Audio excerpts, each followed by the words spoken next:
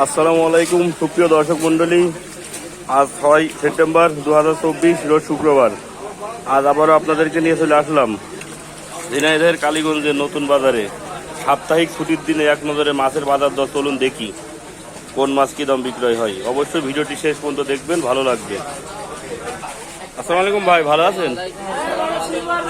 জি, এটা কি বোয়াল মাছ? কত কেজি বেচছেন? 850 টাকা কেজি। আরে ছোটটা 600 টাকা কেজি। আরে কাতলা কত বেচছেন? বড়টা 400 আর ছোটটা 300। কাতলার ওজন কত হবে? 3.5 কেজি। আরে বোয়াল বাবাটা কত ভাই?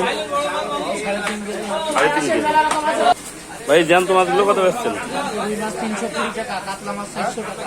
জ্যান্ত রুই 320 আর কাতলা 400। ভাই ভালো আছেন? এই তেলাপিয়া কত বেচছেন? 140। আর এই পাশে এই যে কাতলা মাছ 300 টাকা কেজি। 300। রুই মাছও 300। রুইও 300। ভালো আছো? ভালো আছি। এ কি মাছ?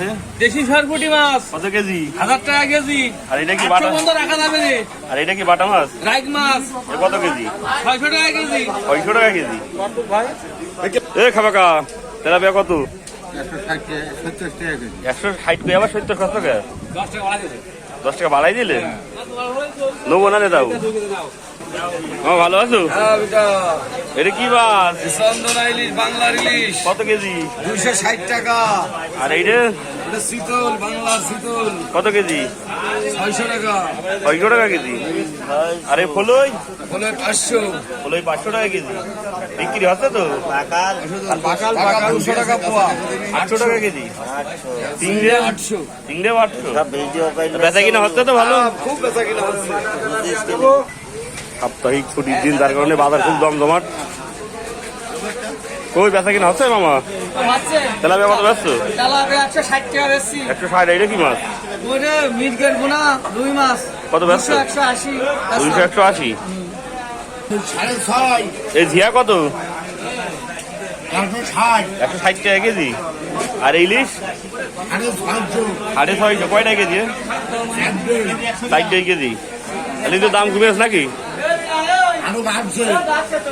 আরো দাম বাড়ছে। মামা ইলিশ কত ব্যস্ত? 700। কয়টা কেজি হবে? 4-5টায়। বাবা কি খবর? এই পাঙাশ কত?